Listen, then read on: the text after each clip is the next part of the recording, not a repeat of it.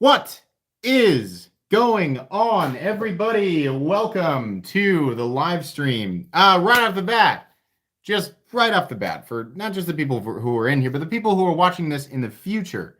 Tomorrow morning, which will be Sunday morning at 9 o'clock Central Standard Time, I had a wonderful discussion with none other than Jim Skelton.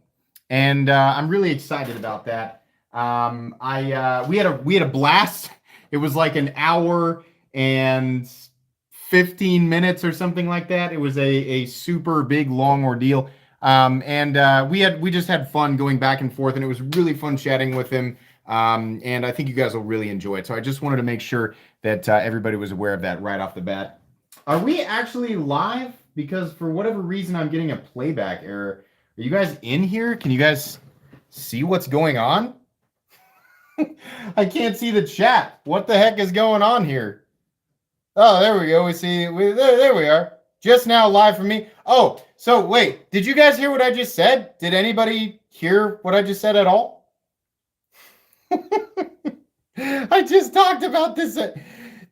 Let me know if you guys heard my intro. Okay, let me so the tail end of it. Okay, so tomorrow morning at 9 o'clock Central Standard Time, that'll be Sunday, right? For the people who are watching this in the future.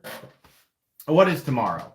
Tomorrow's the 23rd, May 23rd, 9 o'clock Central Standard Time, 9 a.m. Central Standard Time. It will be the next episode of The Knife Guy. And on that episode, I had an hour and 15 conversation with none other than Jim Skelton. And it was a freaking blast. It was so much fun. I loved going back and forth with him and chatting about knives and just his mentality on stuff. And it was really cool to find out that this other major influential person on this whole YouTube journey for me really thought very similarly to me. It was really, really cool. So, yeah, you guys should check that out. Absolutely. And if you're not subscribed to Jim Skelton, you should be. I've been watching him for probably a decade. So, pretty cool. All right. Yeah, I don't know what the heck happened there. It says an error occurred. Please try again. Playback ID E7VDIU, whatever. And for whatever reason, I cannot see my own live stream. So that's weird. I wonder what the heck is going on here. Playback error. What the heck? Are we experiencing that for a whole bunch of different people? I mean, I can see the chat over here, but it's for whatever reason, it's not popping up on my phone now. Sorry. Okay, now I can see you guys, kind of. If you guys can hear me, if you can, if you're able to... Oh, it's lagging? Yeah, great. That's weird. Well, the internet, the connection speed's strong when I checked it right before I started here, so maybe it's on YouTube's end. Little lag, but good now. Okay, yeah. Well, hey, whatever is going on is whatever's going on. I mean, the live stream is going to progress anyway. What else? Some really exciting stuff coming up that I've worked on this weekend. I talked with some new contacts. So there's some cool stuff coming to the channel here in the next month or two, which we'll talk about at some point. So that's exciting. Have to keep it a mystery for now. There's a ton of new knives coming in. I know from your guys' perspective, there's unboxings every single week, but it's been like 2 full weeks since I've had a rush of a ton of new stuff coming in. So we have a few new things out here tonight that we're going to talk about. But there's so much new stuff coming in, and the next live stream will, the entire spread will be new stuff. There we go. Jeez, there's the chat. Okay. Hey, you want some of my M&M Blizzard? I mean, I'd love some. I just can't, we can't physically make that happen. Had a buffering symbol for about 5 seconds. Okay, good deal. Hey, there's Zach Stuff. What's up? More OTFs, please. I'll do my best. It's YouTube. Same lag over at Neves. That's poopy. That's poo-poo town. Population us on YouTube. That sucks. Whatever. Doesn't really matter. Seriously, if there was one person in here, if one person made it through, I would do the live stream for one person for an hour. It would be weird. But I would do it. What? Because, because I said I would, right? Let's see. How many videos do you have reserved still from before the whole... I have almost 40. it was 2 days of me like trying to figure things out and trying to figure out how to restructure. And then I was like, nah. And so then I caught up to those, and then I just went in, like full bore. I just was like, nope, I'm not doing this. I'm going to catch back up, make sure that everybody has the right amount of content. So yeah, I think 38 or 39 videos on reserve. So yeah. Yeah, right now. I know that sounds crazy, but that's the truth. That's the only way that a channel like this can continue to function. If I'm going to upload twice a day, I have to work ahead. There has to be, right? Because if I decide to go on vacation, the channel has to be able to operate by itself, which YouTube allows me to do. I can schedule content, it'll release by itself at a certain time. So yeah, I mean, if I want to take a vacation, I want to make sure that the channel operates, I have to record that much in advance. So it would be more intimate with just one person in our live stream. It sure would. I mean, I would continue as if I was speaking to everyone, just like I do with an upload. It wouldn't be that much different. But I'm still getting a playback error on my end over here on the browser. That's weird. I'm going to reset my browser, but I'm going to keep talking. But yeah, I mean, I would like periodically be like, hey, let's say his name was Howard. I'd be like, Howard, how you doing? If Howard had any specific questions for me, I'd do my best to answer Howard's questions. But then I would progress as if I was speaking to everyone, because people would still watch it in the future, even if there was a lag error or whatever. I have a feeling the population's probably going to be fairly low tonight due to whatever it is that's going on over at YouTube, right? I mean, whatever, though. It really, truthfully, that doesn't matter. I just like doing live streams. All right, so let's go back in here and see if, now that I've reloaded the browser, I know you guys definitely came in here to hear me talk about what I'm doing on my computer to make sure that my live stream is working properly. That's the type of live stream that you want to see, right? That's your favorite type, ironic live streams. Okay, here we go. We are popping back in, and is it gonna play? Here we go, drum roll, and there's the chat. Nope. Okay, so I just don't get video from mine. That's weird. What's up? Dylan says, what's up? What's up? Not eclectic. It would literally be an only fan. Yeah, it would be. What else is there to see but the MC? Oh man, hey, thanks. There's a lot of great channels out there, and a lot of us talk all the time. Really cool. I'm sure you guys heard about Talon Sai. Oh my gosh, that's a huge bummer. And I mean it literally. I feel like it sucks. I feel pain for him. Absolutely. He's obviously going to continue. He has a new channel. I'm just going to say this for the people who are in here, if people who are watching. I don't know if he's going to progress with his current channel, but he has decided to make a new channel. He did do a video about what happened, and in the description of that video, there is a link for his new channel. I have had one conversation with him. Seems like a nice guy. I've always enjoyed his content, but yeah, that sucks what happened to him. So check out that video and check out the link in his description, because I believe his channel is too new to populate by search, his new channel. So check that out. Make sure you subscribe. Talon Sai seems like a nice guy. Yeah, I can't believe that either. 1 Minute Knife Review. Subscribe to 1 Minute Knife Review, by the way. Knife Sergeant, what's up? Says, hi, I'm bouncing back and forth between lives. Is Neve still going? I always feel bad when we're overlapping. Let's see here. So I just bought something, and it was kind of a surprise. I have had a specific itch for specific things for a while. By the way, I couldn't make this purchase because I was hunting this guy, the big full-tie XM24. But I would have hunted down a Harpoon Spanto Eclipse, the new tri-way ones, not the skinny, the full thickness one. I would have hunted one of those down in Stonewash and then bought one of the brand new textured titanium scales, because that has never occurred with the Eclipse. Anybody out there who has that exactly, congratulations. That's freaking rare. But I want that. So I hope that either Hinder does new scale runs in the future for the Eclipse, and more runs of the Eclipse, so I can get my hands on one of those.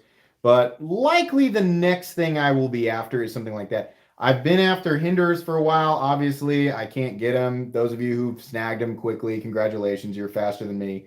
But I did buy something else that was slightly unexpected, and I'm pretty excited about it. It is something that I've reviewed. It's definitely something that I have said that I wanted. It's also definitely something that I have said I will own this in a review before. That's all I'm going to say about it because I still want it to be a surprise. I'll take that 80-20 off your hands. I know you don't like it. I mean, I can't say I haven't had about 200 people ask me for it. No, these are staying with me. I've been carrying and using that. This is actually going to Jim Skelton next week. I'm going to ship it to him because I want him to kind of get his thoughts on it. You know, let's see. How's the custom coming along, Scott? I heard, and to everybody, I heard that the custom will be done within 1 month. Now, once it's done, it'll need to be shipped. So however long that takes. But yeah, let's say 30 days. 30 to 40 days is what I'm guessing from this exact moment. And I am very excited. I love the waiting phase, right? I mean, I love just the wait. And I have watched every single video in existence on every variant of this knife. You guys do the same thing, right? I mean, obviously, the first thing you do is you check, does Metal Complex have a video? Because that's the first one. No, I'm kidding. But that's what you guys do when you are wanting a new knife, right? You research it. So, thanks, Scott. Appreciate that. How's the tack in your large size hand? My hands aren't. I don't have large size hands. I swear I have very medium size hands compared to just comparing with a lot of my friends and the people that I've as a car salesman, I shook a lot of hands. So subconsciously, I gathered that my hands are pretty much average. The tack is small, but it is an absolute tank. And I'll tell you guys, the unboxing video for this comes Sunday. Sunday afternoon is the unboxing video. Look at this. This is a freaking tank. Here it is up against the full size. It's almost exactly the same thickness. Now, a lot of people are going to hate that. I like little tanks. Most of the time, I will not carry a knife if it's so small that I can only get a 3-finger grip, which is what I'm getting here. But I'll make an exception for mini tanks like the Hinder or Half Track. And this is right in the same ballpark. It's like a Chavez Hinder or Half Track. And titanium liner, titanium liner lock, and then there's titanium scales over both sides. The main show side is 2 separate pieces of titanium just to match the other side. Flipping action's great, very smooth, exactly what you'd expect. It is a mini tank. So if you like mini tanks, you're going to love that. Price on that's also good compared to a lot of other Riot knives, but it is smaller. So maybe as much as I'm always like, just because it's small doesn't mean it's going to cost less, but then there we go. Right. Let's see here. I look at Nick Shabazz channel and you're for the knife. I'm like, oh, well, that's cool. I mean, me personally, when I always check Nick Shabazz first, but I watch a lot of different, because it's good to get different perspectives. If you guys watch a lot of us, right? If you're watching whatever channels you watch, right? It's good to get different perspectives on the same knife. It's good to go watch multiple reviews. Not only do some of us miss things, I definitely miss things, but we also have different biases, right? Bias, whatever. Yeah, we all have different, I've got different things that I look for and different things that I check, right? So some of us gloss over things and other reviewers make a much bigger deal out of it. And it just depends on how you feel about that particular element, right? So it's always good to check multiple reviews. Let's see here. I'm loving my mini Troodon. Yeah, I mean, it's a cool knife for sure. 0 Spyderco knives on the table today. Are there 0? Oh, nope, there's one. Find it. There's one Spyderco. It's an oddball. Where is it and what is it? Who can name it? I held my friend's XM18 3.5 inch and I kind of love it in hand. Yeah, that's how it starts, man. Definitely. There it is. Ruben Abrego got it. The Ikuchi. Ikuchi? Look at this weird guy. Yeah. Compression lock flipper that actually works because the flipper does not come through the same area as the compression lock. It is kind of awkward because this thing is the flipper tab, so it's just friction, right? It is a dedicated light switch flipper, and it will wear out your finger, but it does work. You can kind of, if you use your fingernail, then it won't wear that out. But like using your finger, right? You can once you kind of get it down, you can probably get it like 20 or so times in a row where it really starts to kind of mess with you. But that does work. It definitely does.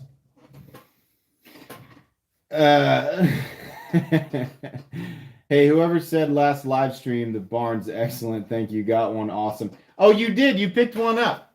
So this is why I like every now and then I want to point this out. I love this whole. Thank you, Scott, for. I'm glad that you went for something that you liked. That's the most important thing. Whether let's say every knife reviewer out there says I don't like this, or well, it's good, but it's not worth the money. Blah blah blah. But you've got the money and you like how it looks and you feel like it might make you happy. You can obviously ignore us because it's your money. I try to preach that. It's your money. You do what you want with your own money. Something I want. So every now and then I have people point out, they're like, you have affiliate links, right? You're saying you're only reviewing stuff that you like, but you review so much stuff and you like so much stuff. Like, how are we supposed to believe that you're not just saying you like it so that people will go down there and buy it? This is the truth. Let me tell you what happened with that unboxing. You guys remember the unboxing of the James brand, the Barnes, right? I was like, it sure is nice, but it's a little bit too high. And I meant that. And let me tell you guys, spoiler alert, when you see the review of the James brand, the Barnes, I said that exactly. I said, this is a nice knife, but it's not recommendable because it's too expensive. That's what I think. All of my affiliate links are trackable. It's proof that people will, and this is what they should do. Watch a review, pull the aspects of it that are important to you, and then make your decision based on that, not on everything. Just take the parts of the review that mean something to you. Like 15 people bought that knife anyway. That's what happens, right? So I'm always 100% honest because I know that. Like, that's great. I benefit either way, right? There is absolutely no reason for me to not be honest. I feel so empowered knowing that. I feel so free to tell you guys exactly what I think all the time because there is absolutely nothing influencing my choice of words. I love that. That's my favorite thing about doing this is I don't feel controlled, in any way, shape, or form. And I know that that's of the utmost importance to you guys. You want to know what I think, right? Even if what I think is stupid, you want to know what I actually think. So, yeah, there you go. What's the knife under the ZT? The ZT? I don't have a ZT out. Oh yeah, I do. Sorry. This is the JK. This is the V2. I believe there's a V3 and maybe even a V3.5. This is the JK V2. Very cool. Expensive, hard to find. I think there's pre-orders for the new one. I can't remember. You must not be married. Kevin Powell thinks I'm not married. I mean, it's okay if you're new, right? I'm not trying to come down on you. Yes, happily married. My wife has appeared on multiple live streams, and you can see a picture of us on Instagram.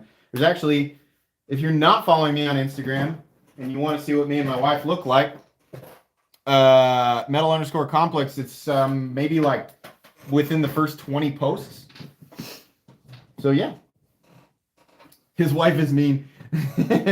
He's referring to when my wife, when I took the Tabasco shot live, and then she came back with what was supposed to be water, but was definitely not water.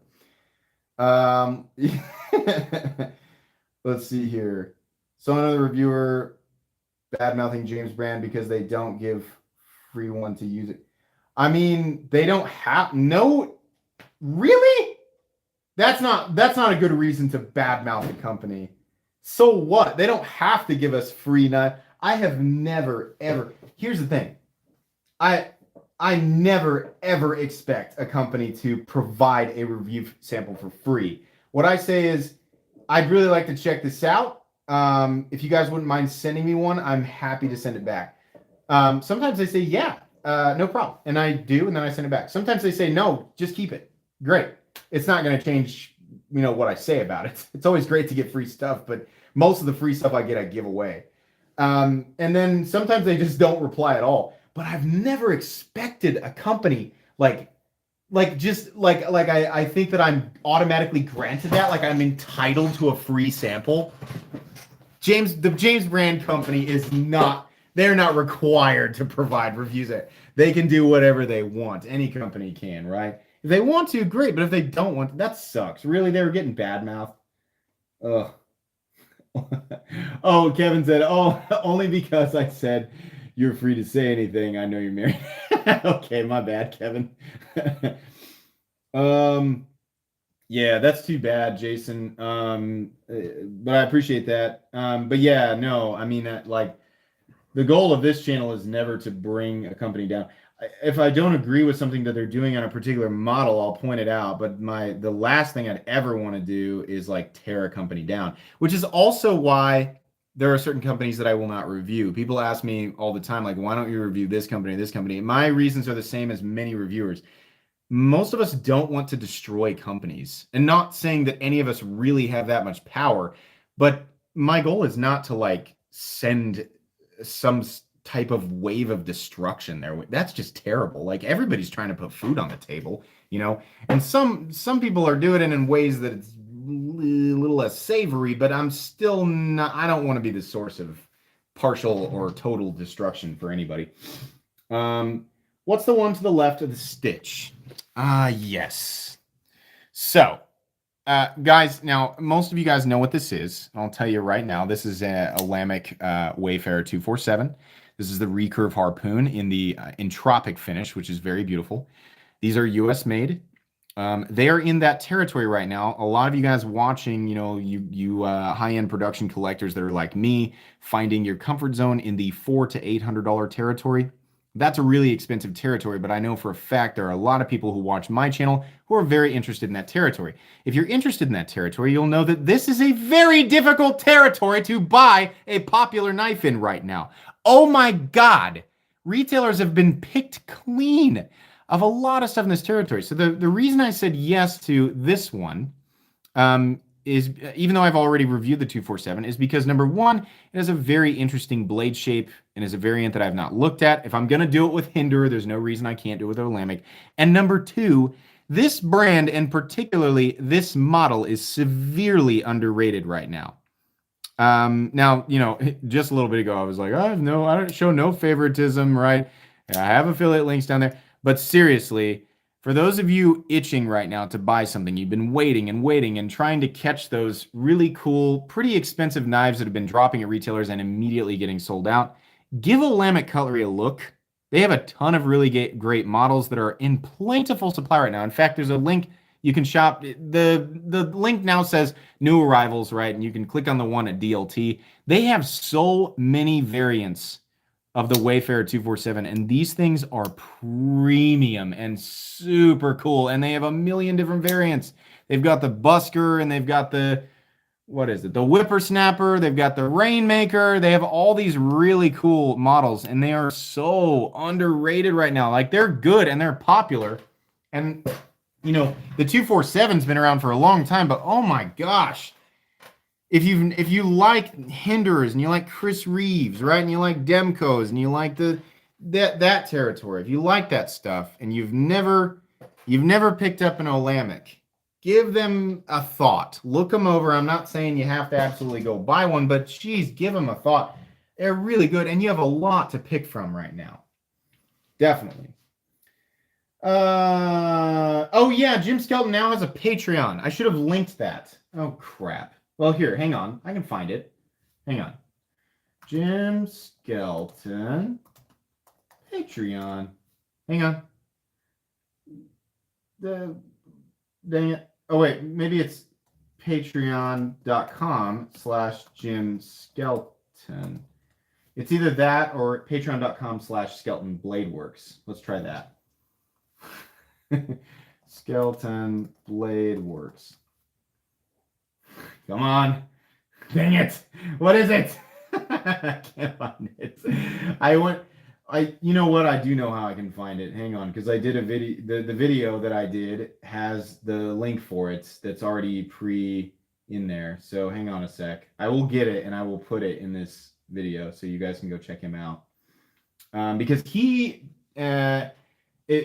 you saw his Instagram posts and he's been talking about this, he has been he talked with me about really wanting to do a lot more YouTube stuff.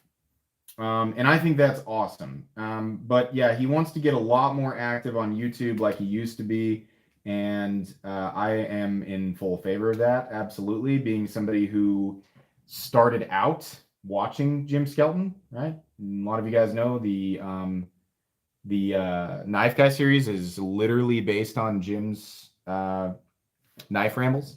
So right now, down at the top of the description, you can find Jim Skelton's Patreon.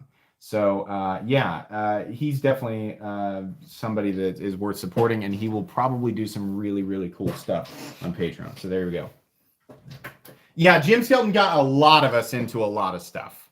He was showing stuff that nobody had ever heard of. He was spending money out of his own pocket to buy. You'll find out in tomorrow's video. He was buying a lot of stuff that nobody had ever heard of, nobody had ever handled, and he was handling a lot of it. So it's not just like he was handling one or two things, and he was just like, I spent this money, and I don't want to feel bad about it, so I'm only going to say good things. No, he had a lot to compare to. So he was talking about a lot of stuff that none of us would ever be able to experience, let alone side by side with a lot of other things. So yeah, I mean, he definitely got me and a lot of other people into this stuff. Let's see here. What are your thoughts on the full titanium Kaiser Begletter? Did I know they were doing one? That sounds pretty cool. I mean, Kaiser's always done a good job. What is it coming in at? If it comes in around 150, 170, I think that might be cool. I would imagine it'll be, well, I'd hope it would be M390, but Kaiser likes S35VN. So, I don't know. I think that sounds cool. The Begletter's a good model for sure. Let's see here. I missed a lot of chat because I was rambling on. Let's see.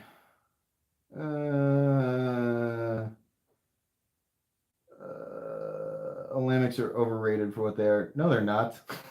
What do you mean? Context. Context is important. Those are just words. Come on, man. Context. Not come down on you, but you gotta add something in there. If you're just gonna say it's just titanium and M390. No. No. If your personal value system is reducing things to the value of the materials, that's fine. That's your personal value system. But there's factually more that goes into that. There's factually more that makes up the cost. So it's not really fair to just sort of, scatterblast that at everybody. It doesn't really make sense. Let's see here. Knives have No politics. No politics. Come on. This isn't Facebook. You can get more for your money regarding designs. You said barely more than you did the first time you made the comment. There's not enough there, man. Let's see here. What are your thoughts on that Peñamula micarta? I don't know. I have not seen that. But if there's something that you think that I've not seen yet, or something you'd like me to look at, always. I say this in a lot of live streams. People always reach out to me on Instagram. They say, I'm so sorry to bother you. I know you're busy. I'm not too busy to look. I mean, like, sometimes the DMs get buried, but I want people to message me on Instagram. I want people to say, have you checked this out? Have you looked at this, right?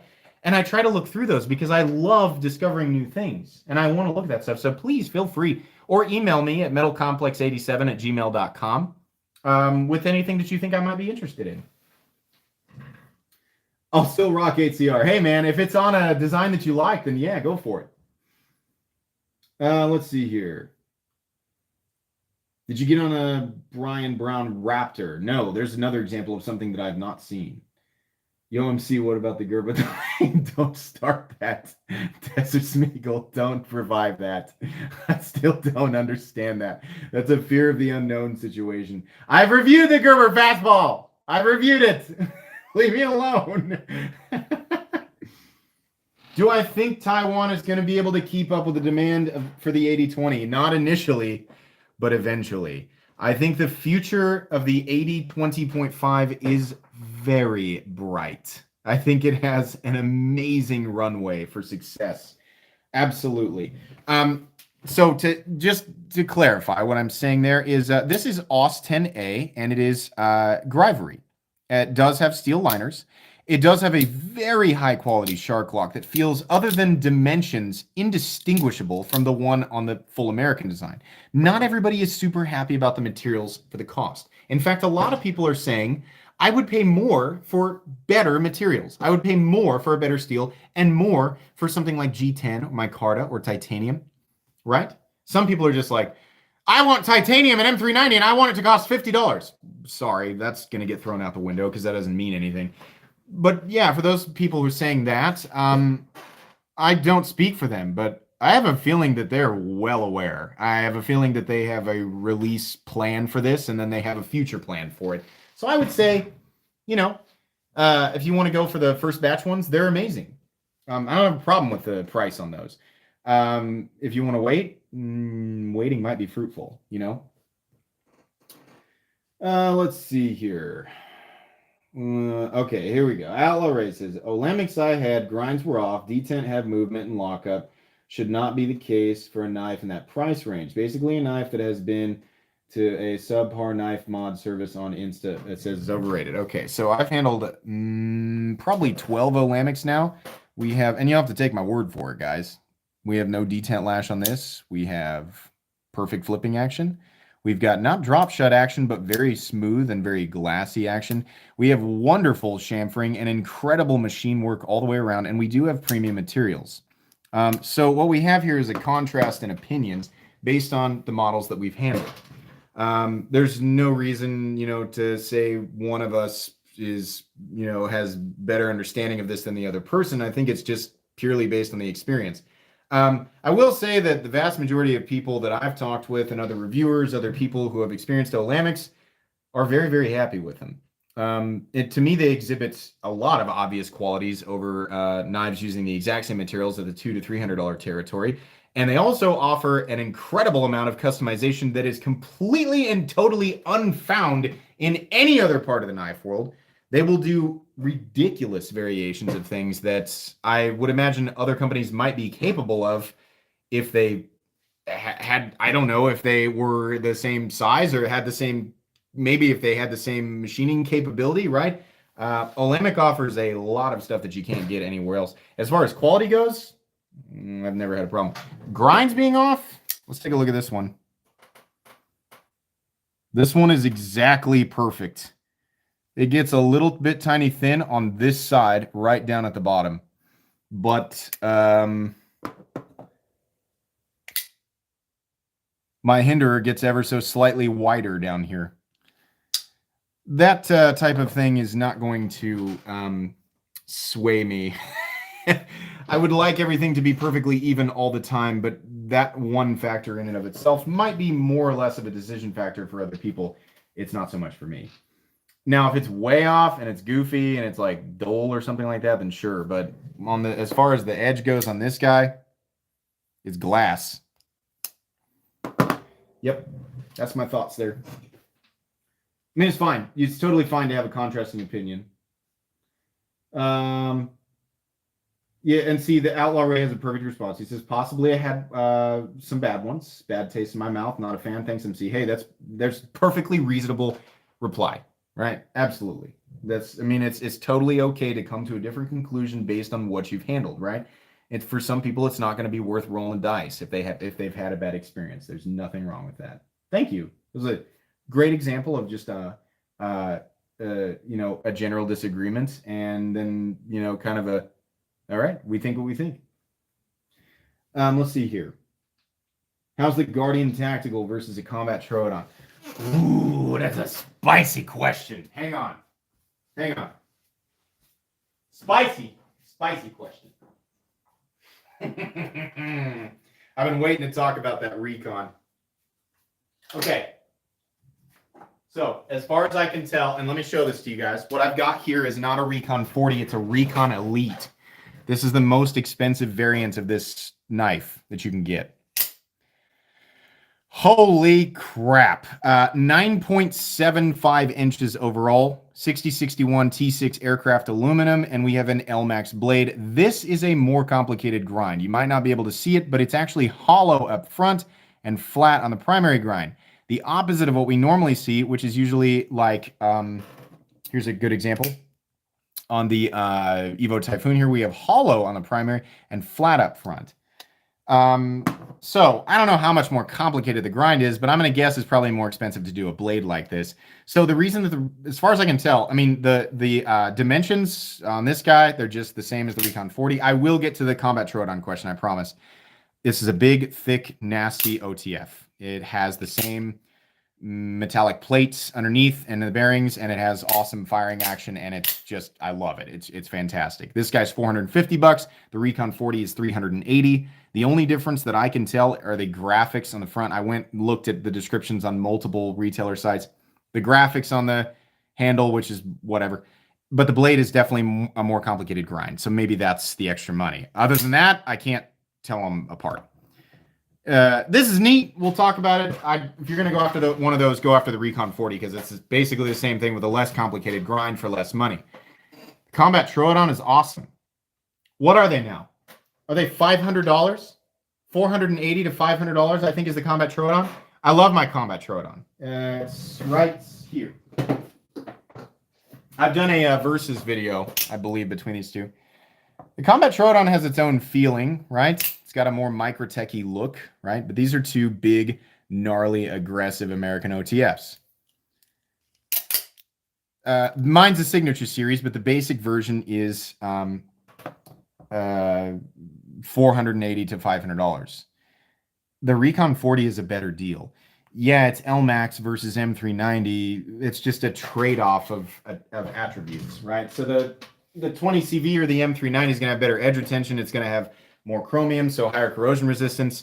It's not going to be as tough, and it's not going to be as easy to sharpen. It's just a trade-off thing, right? A lot of people view 20CV and M390 as more premium, and maybe it is. Maybe it costs more money, right? But $500 versus $380, save $120 and go with the Recon 40. I love my Combat Troodon, and it's still a recommendable knife. It's just high on the price. The quality's there between the two, but to recap that video, the Recon 40 has an easier to operate firing switch. It feels overall, because of that firing power, because of the smooth actuation, it feels better, right? Now, versus the Scarab, I don't know. We need to do that video. The Recon Elite's a little high. I'd rather just go with it. If you want the biggest, baddest, best priced American OTF on the market, it's, in my opinion, it's the Recon 40. Still love my Combat Troodon. Still love it. That's my opinion. What's the blade play like? It's identical to a higher end Microtech. Extremely slight. This one is no exception. This is now the fifth Guardian Tactical that I've handled. It's exactly the same.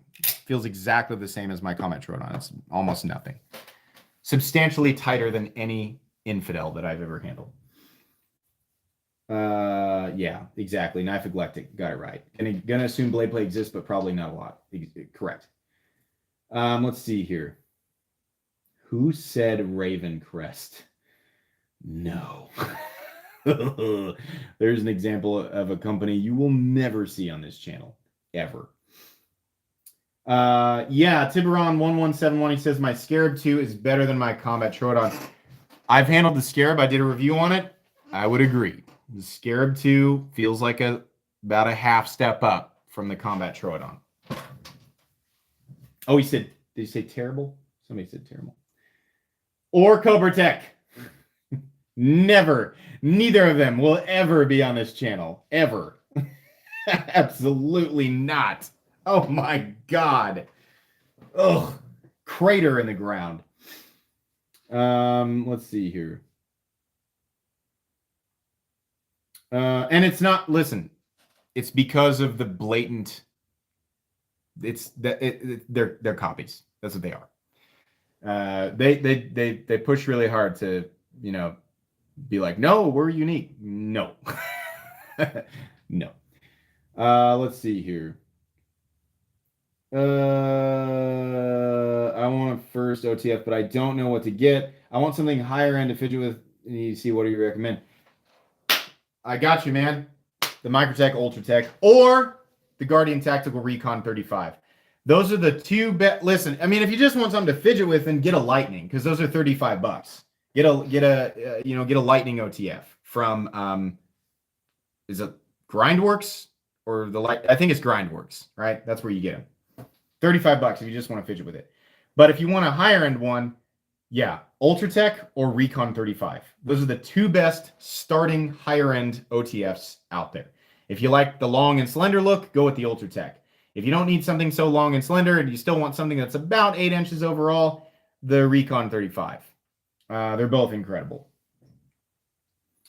LRA says, MC, my comments on the Lmax earlier are based on me being mainly a Shirogorov owner. Oh, okay, I get you, man. I have over 10 and I can't lower cost. I mean, yeah, dude, I get it. I mean, it, like, for anybody who's wondering, you know, Lmax versus Shirogorov. Shirogorov is a superior knife, but it's also substantial. This Quantum is $1,100. This guy is, what is this with the Entropic? 550 or so, 550 bucks maybe. Yeah. Is the Shirogorov $500 more than the Lmax?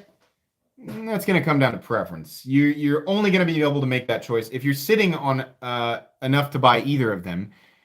The only way that you can make that call for yourself, honestly, is after handling them. You can watch as many reviews as possible, but that's a huge jump. You know, I love them both. I'll recommend them both, but Shirogorov is really hard to touch when it comes to like overall machine work, and because again, that's just titanium and M390. But this thing is, there's only one knife out here that's superior to this knife, and it's right here.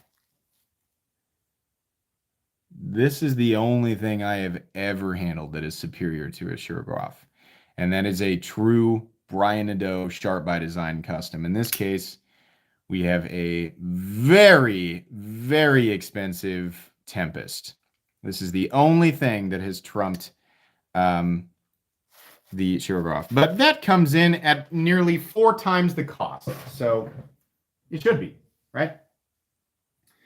Yeah, a lot of people apparently haven't seen that. That's owned by Scott. That is not mine. That is one of a kind. Somebody in my comment section a while back tried to claim on that video. They were like, I have the same thing. I got it for, what they say, 85% off at a firearms show.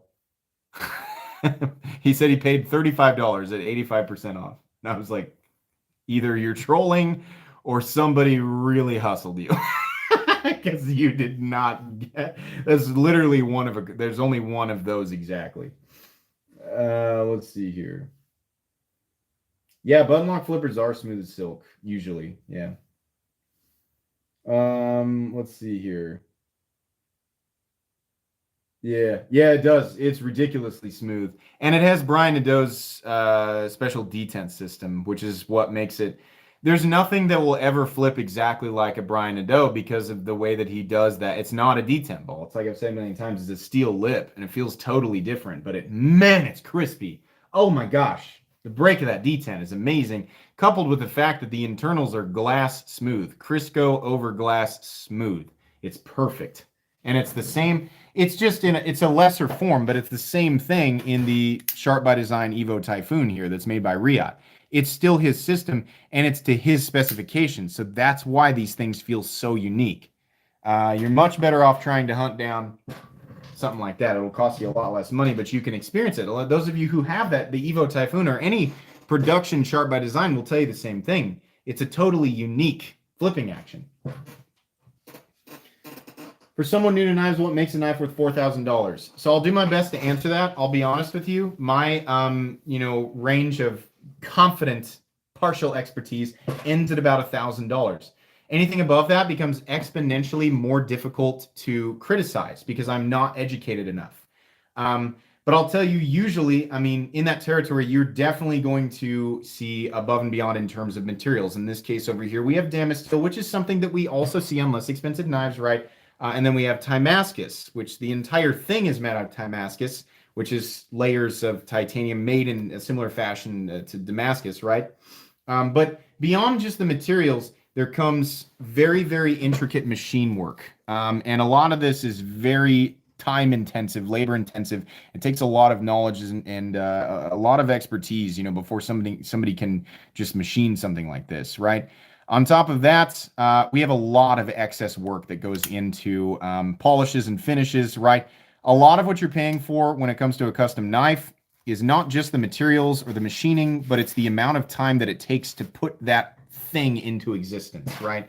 So you're talking about labor time, right? On top of that, this is a US made custom. It took a long time to make that. They cannot be mass produced because of the way that they're made. So for people who value those things, and a lot of times when you get a maker or, you know, somebody like Brian Ado who has that incredible ability, the mind to come up with the design, the mind to come up with the intricate machining, right? And then the knowledge and expertise to make everything come together perfectly, to have everything fit together and be executed flawlessly. In a custom knife that is a lot of manual work that goes into it, there's actually more room for error as far as I understand. So to have something come together on this level of perfection, right? A true custom knife, and to have that much time go into it, it ultimately culminates into a much higher price. And there are a lot of people who really value that, right? Not nearly as many people than who, you know, value more this area down here. But fortunately, these things can't be made, or it wouldn't be beneficial to mass produce them. You know, not that they could, but they basically cater to, in Brian Ado's case, not just exactly the buying audience, but I mean, there's massive demand, way over what he can actually make. So, sorry, I've been doing that thing where I'm not looking at any potential counter arguments to what I'm saying, and I'm just rambling on. I hope that answers your question, though, Jeffrey. I'm not in a spot where I can fork over $4,000, but I certainly do appreciate stuff like that. Do you think that the Grimsmo Norseman looks like a hippo? Yes. But what do they cut like? I don't really know. I mean, apparently that... I call it a reverse recurve. Apparently, it does cut really well. It's got those little ridges in it. But I mean, like, I don't know. Are you gaining for $1,000 knife? Are you gaining that much more in advantage for cutting? I mean, no, but you're paying for a lot more outside of utilitarian benefit. Yeah, more like what I was talking about there. Flick the shark lock, please. The real Doomslayer. Sure. You want to see that? Does that do it for you? Or maybe you want to see this, right?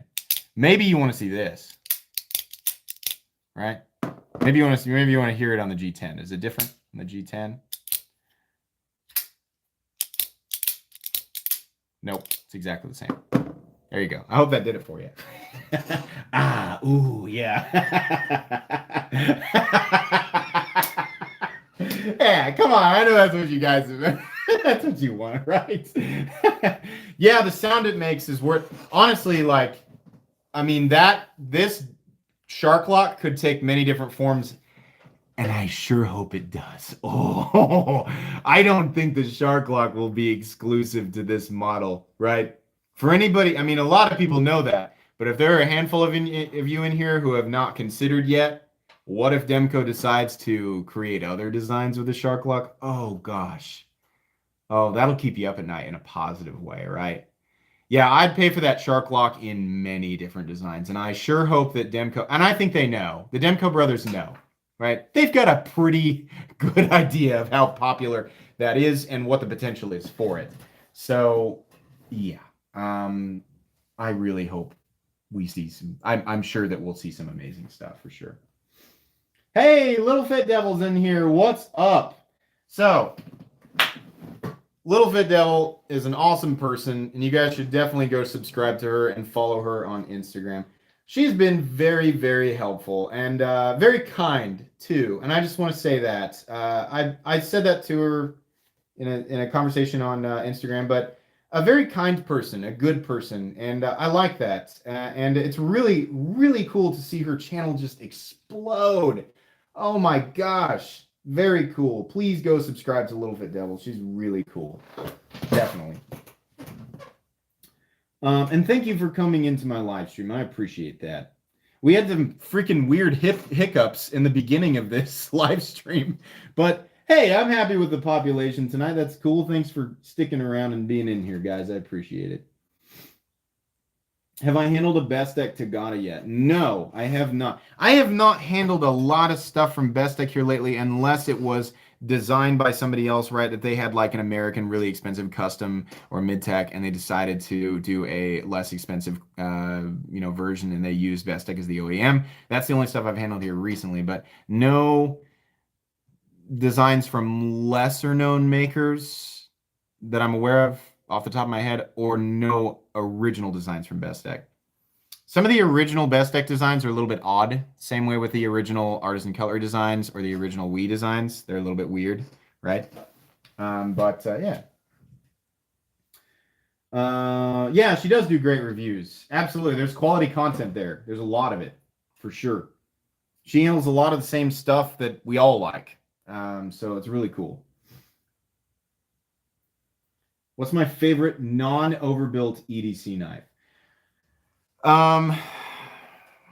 The Para 3, especially the Sage 5, both the Sage 1 and the Sage 5 are incredible. The Sage 1 liner lock in Maxima is ridiculous. It's so good. And the Sage 5 lightweight with the compression lock is also probably one of, if not the very best EDC folding knives of all time. Definitely.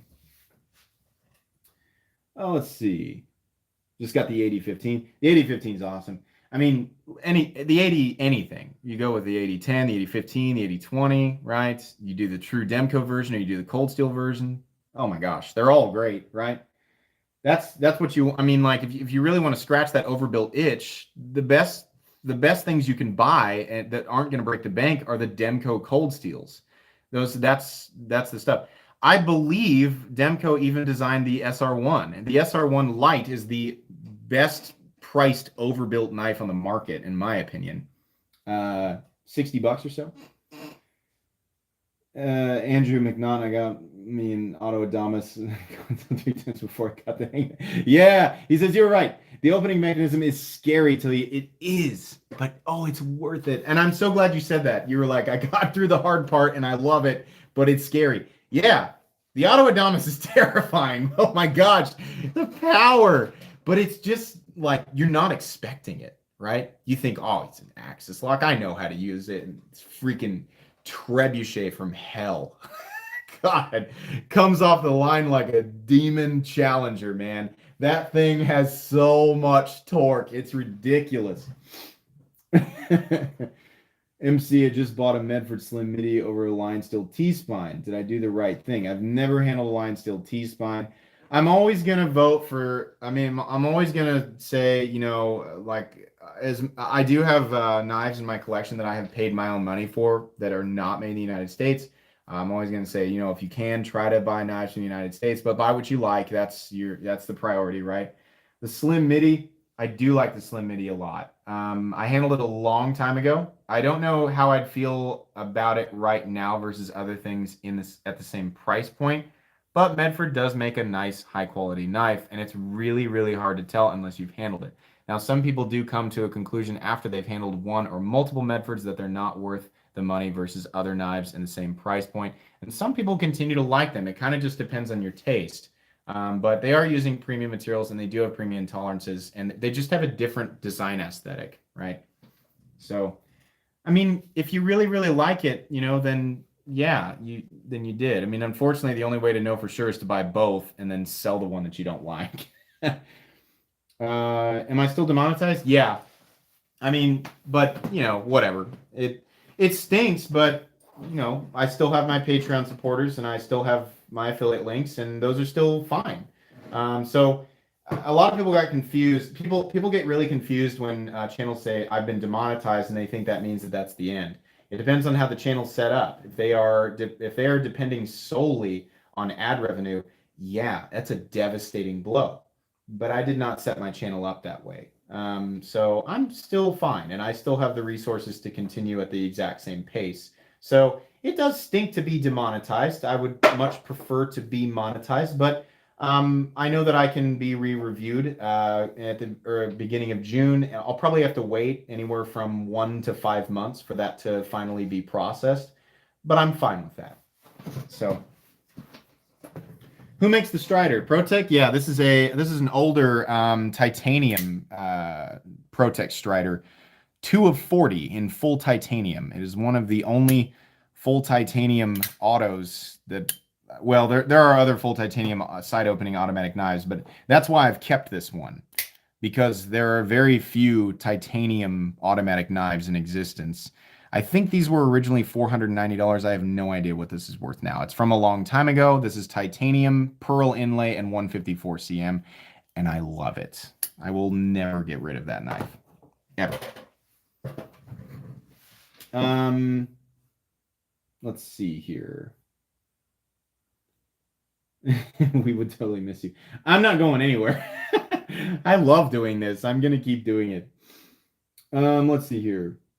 You have a good few hinders, but which is your favorite in your collection? Right now, I love all my hinders, and I love the Dark Horse, and I love the little, steel flame ornament I have on it, but my favorite one right now is definitely the full titanium XM24. I mean, this was a build that I had been chasing for 8 years. I just really wanted a full titanium XM24 with the true titanium scale, and I finally have it. And thanks to Knife Center, they actually did a Harpoon Spanto version of it. So yeah, this is my favorite. It is flawless. It is everything that I wanted it to be, and I love it. It's just a gigantic hulking tank of a knife. God dang, this live stream flew by. Holy cow. We'll keep going here for just a little bit.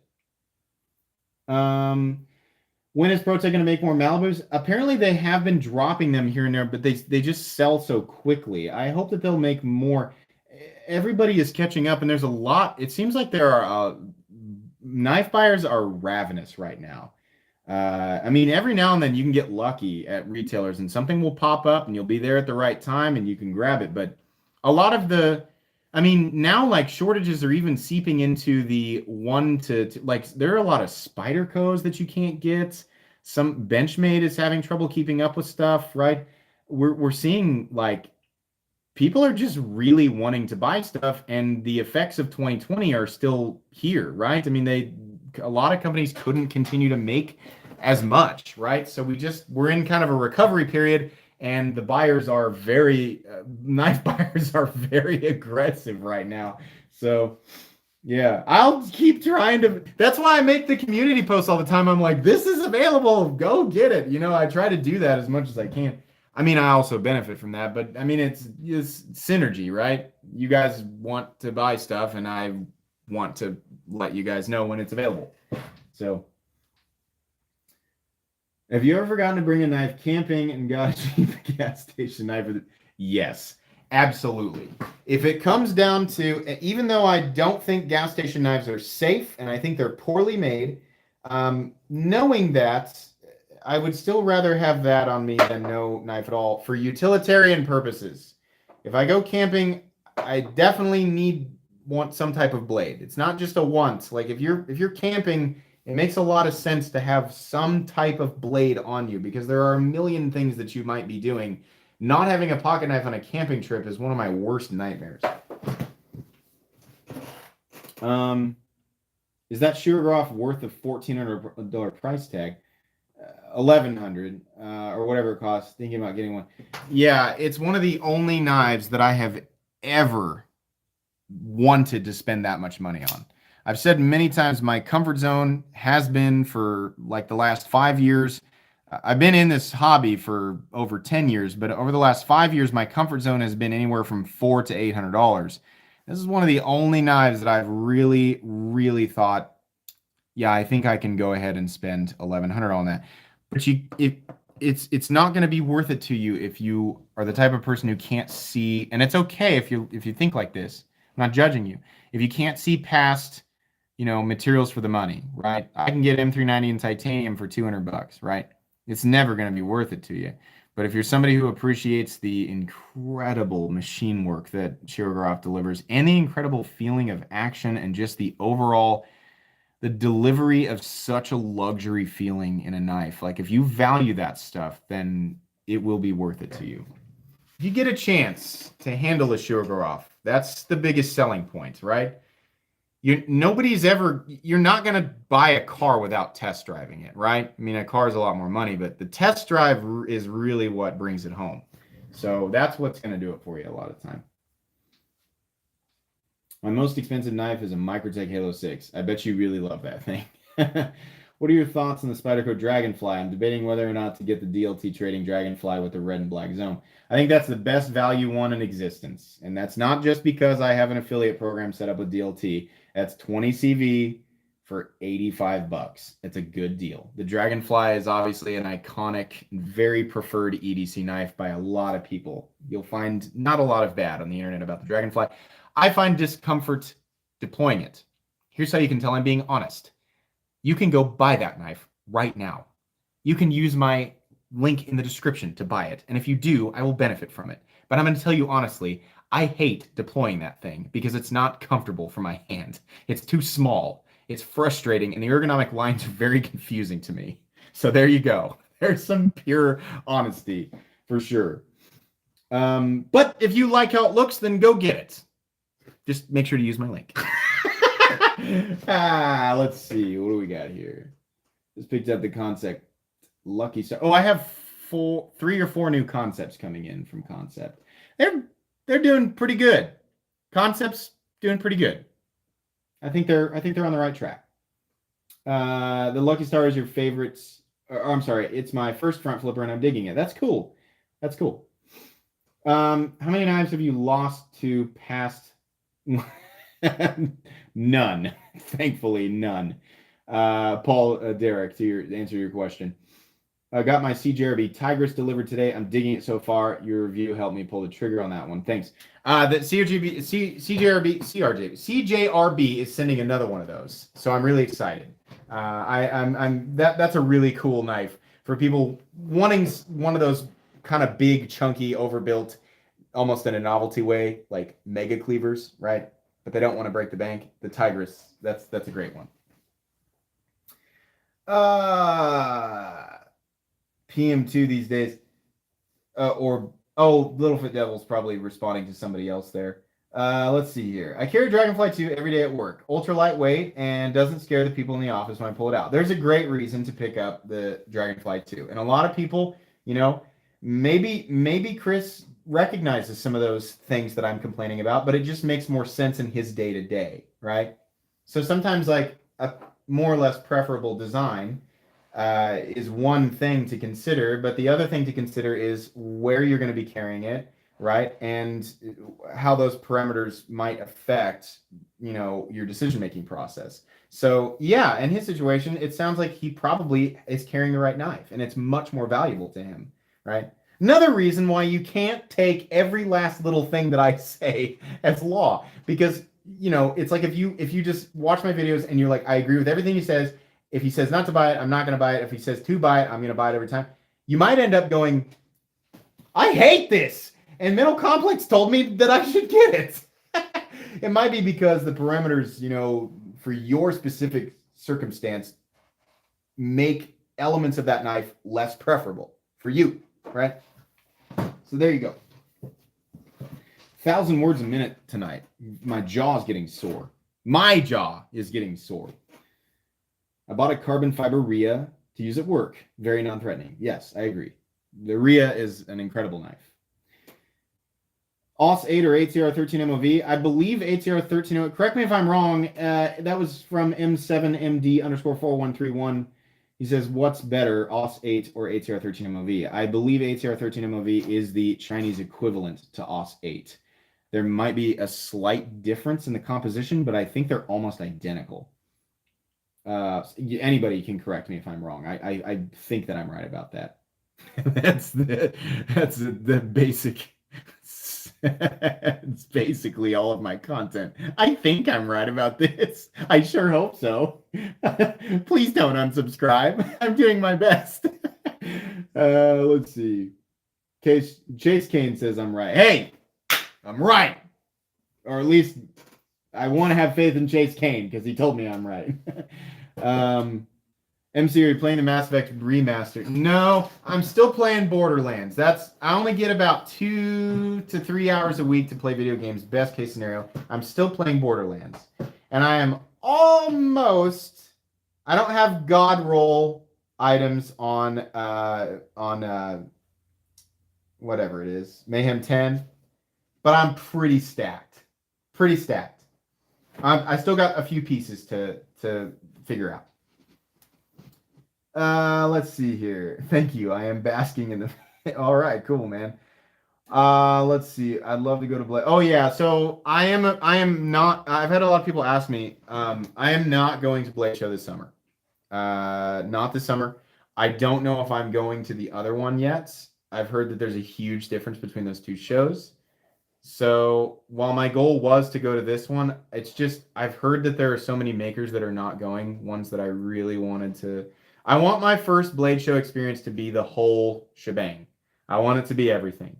So if I got to wait another year, then I will wait. But I really want it to be the full thing. Xbox or PlayStation? PlayStation. And I will own a PS5. And I will do gaming streams on this channel, even though I know that there are very few people who subscribe to me who care what it's like to watch me playing video games. I don't care. I'm going to do it. When Diablo 4 comes out, I will stream that game. My wife and I will play that game together, and we will live stream it. Absolutely. Can't wait. Somebody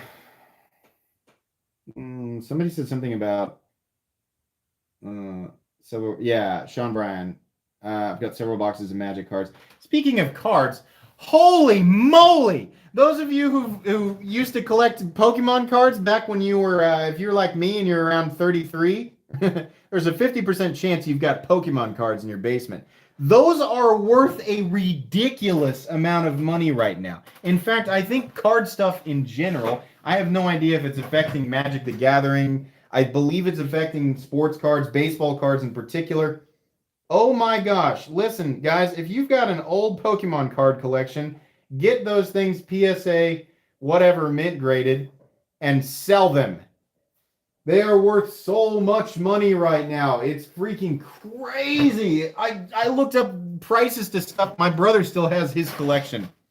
And we looked up the value the other day, and I was like, oh my God, this is ridiculous. It's insane. Oh, they're shut down? Oh no, you can't. PSA shut down. No.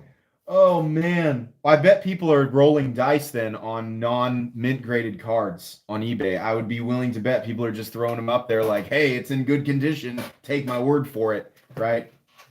Base set first edition Charizard, that'll be $150,000 or whatever that. I can't remember which one goes for an insane amount, but yeah, nuts. It's ridiculous. Oh, they're priced up there too. Yeah, if you've been into some type of cards and you've got an old collection that's sitting around, especially if it's in good shape, you should consider selling it. Because I have a feeling this is kind of a post-2020 thing, right? A lot of you guys know if you bought or sold your vehicle during or after 2020, you remember what that happened, what the effect that it had on the automotive industry, especially the used market. Yeah, take advantage of it. I'm not trying to give you financial advice because I don't know for sure, but I'm just saying, maybe consider. I was an idiot. I had a huge collection. When I was younger, when I was a teenager, I had amassed a gigantic Pokemon card collection, and I kept them all perfect. And then when I turned 15, probably for fear that my social circle would discover that I was into Pokemon cards, I just gave them. I gave them away to a friend that I think it was a kid that my mom taught piano to. Just gave him the whole thing. I have no idea how valuable those would be right now. But that kid back then, who's probably in his 20s now, is sitting on a fortune. This is a kind of a insanity laughter, because I'm really kicking myself for that. Let's see. No doubt Scott said MC said sell it, so I'm gonna sell it because MC said so. Yeah, I mean, obviously take into consideration your personal circumstance, right? But I'm just saying, like, if you have not, just for fun, when you're done with the live stream, go to eBay and type in Pokemon cards. just to like have your brain explode. Just go look. It's crazy. I can't believe it. It's unreal. It's a blast to just go look through, even if you don't know anything about it. It's just funny to think that little cardboard rectangles with some foil in them, are worth so much money. Where do you sell them? I mean, on eBay. I don't know. I'm sure there are little sub forums and subgroups and things, but it looks like people are selling them on eBay. $370,000 for a Charizard. Oh my god, that's crazy. That would buy you a super nice house where I live. A super nice house for a cardboard rectangle. Oh man. When is the Imperium review dropping? Very soon. I think I have that one scheduled for sometime the next week and a half. TCG player. Little Fit Devil says TCG player. There you go. I've heard of that. So there you go. Let's see here. I'm so glad you guys are all this is stimulating. Let's see. We're at 1:11. We're running a little late here. I'll give you guys 5 minutes if you want to. You can ask. I mean, I know you guys normally just ask me whatever you want, but end of the live stream, I normally let people ask the most ridiculous questions they can think up. So there you go. Get your brain turning. Any ridiculous question you can think of, I will most likely answer it, unless I don't want to, in which case I just won't do it. Hang on. Okay. Yeah. Little Fat Devil says we're all nerds. We are, man. We are all nerds. There is at least one. If you don't have at least one thing that you do, I mean, if you're here, right? You could say like knife collecting is nerdy, right? If you're here, you already have at least one thing. But I mean, like everybody now, it's like the saying nerd now. It's like that can be applied to everybody. The stuff that the stuff that I used to think was nerdy to the level where it could destroy you socially in middle school or high school, you find out later in life, everybody's into at least one of those things. We might as well all just share in it. It's fun, right? I mean, gosh, like I have friends who I'm like, what games do you play? And they're like, oh, I didn't really grow up with that. I don't really play video games. I'm like, what? And I mean, like, if you're a lot older, I understand, but like my friends who are in their like mid 30s, I'm like, you don't play video games? What do you do? You just mow your yard? I mean, you should mow your yard, but it's like, oh, that's actually if your hobby is your yard, that's fine. There's nothing wrong with that. We're all well over 9,000. Yes, absolutely.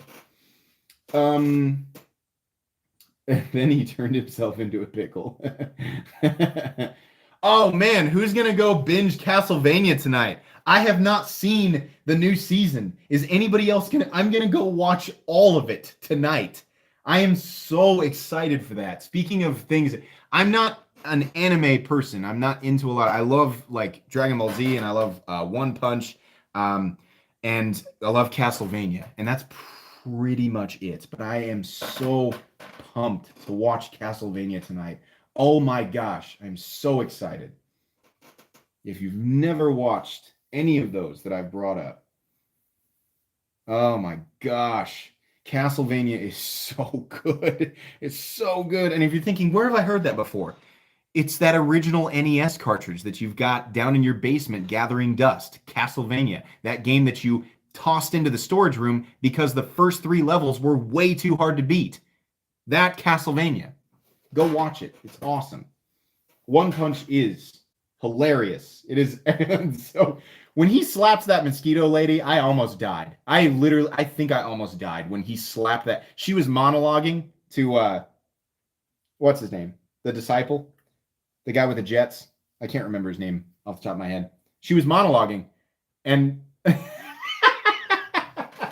Saitama comes out of nowhere and just slaps her into a pink mitt. I laughed so hard. That was so funny.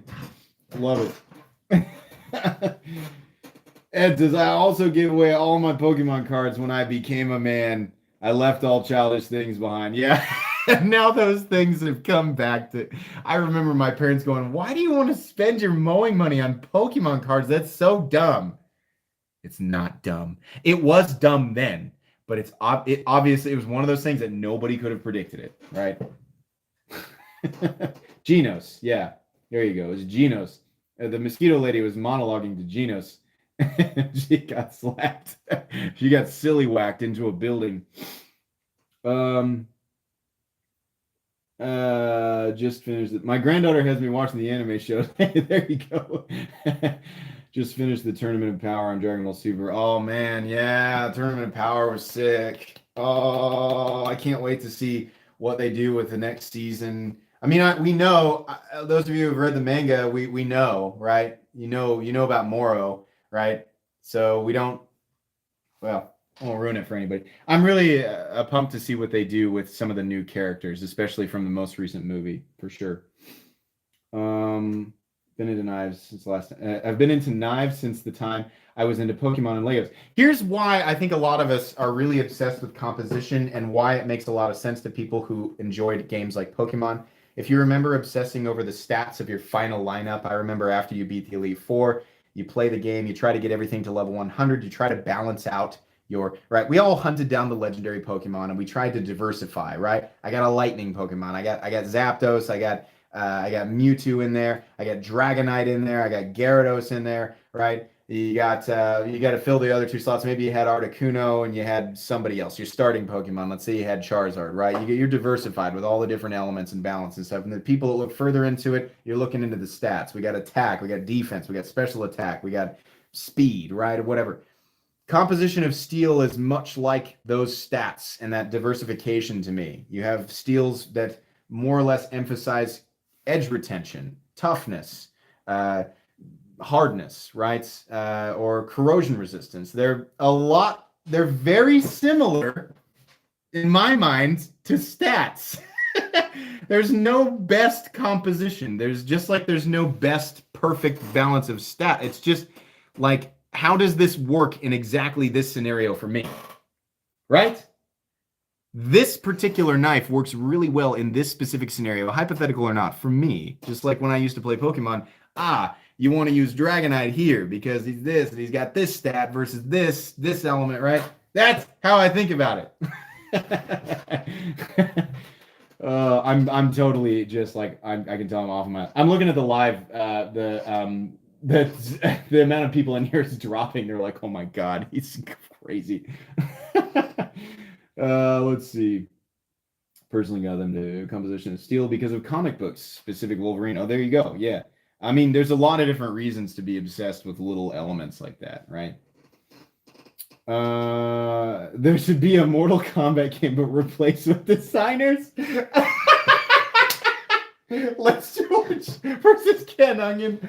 Oh my gosh, I would play that. Oh my gosh, that sounds so awesome. Oh my gosh, can you imagine? It's like you've got Rick Hinder. You're like, what's Rick Hinder's alternate skin, right? It's like Rick Hinder, but instead of a gray shirt, he's got a green shirt. Instead of jeans, he's got khakis. He's got his like looped animation for the battle stat, right? I want to do the Mortal Kombat uppercut with Rick Hinder, and I also want to know what his special move is. What's his fatality, right?